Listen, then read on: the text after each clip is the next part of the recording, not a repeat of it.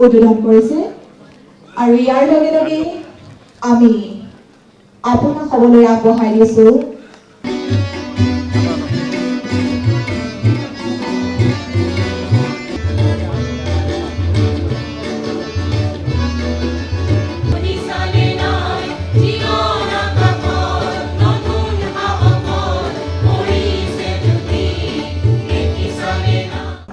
অসম চৰকাৰৰ গৃহ নিৰ্মাণ আৰু নগৰ পৰিক্ৰমা বিভাগৰ অধীনত 24.75 কোটি টকা ব্যয়েৰে নিৰ্মাণ কৰা এই টাউন হলটি উত্তৰ অসমৰ প্ৰথমটি এনেধৰণৰ অত্যাধুনিক প্ৰেক্ষাগৃহ যি আহিবলগীয়া দিনবোৰত অঞ্চলটোৰ সাংস্কৃতিক আৰু নগৰীয়া জীৱন বিকাশৰ এক গুৰুত্বপূৰ্ণ অনুষ্ঠান হিচাপে পৰিগণিত হ'ব।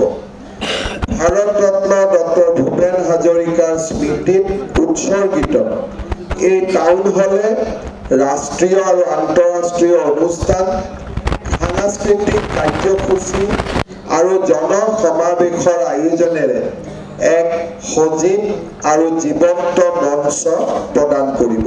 মই লখিমপুৰ জিলা প্ৰশাসনক অনুৰোধ কৰিম আমাৰ লখিমপুৰত যিখন ষ্টেডিয়াম আমি নিৰ্মাণ কৰিছো সেই ষ্টেডিয়ামখন অসমৰ আমাৰ ক্ৰীড়া জগতৰ এগৰাকী ভোটাতৰা লভলীনা বৰগোহাঁই নামেৰে নামাকৰণ কৰিবলৈ মই আহ্বান জনাম।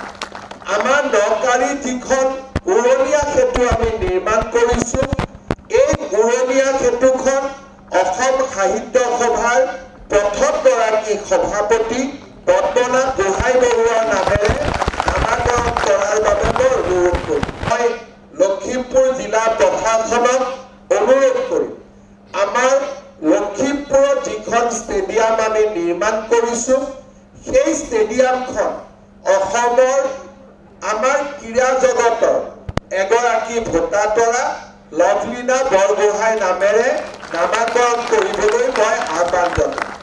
আমাৰ নকাৰী যিখন উৰণীয়া সেতু আমি নিৰ্মাণ কৰিছো এই উৰণীয়া সেতুখন অসম সাহিত্য সভাৰ প্ৰথমগৰাকী সভাপতি পদ্মনাথ গোহাঁই বৰুৱাৰ নামেৰে নামাকৰণ কৰাৰ বাবে মই অনুৰোধ কৰিম।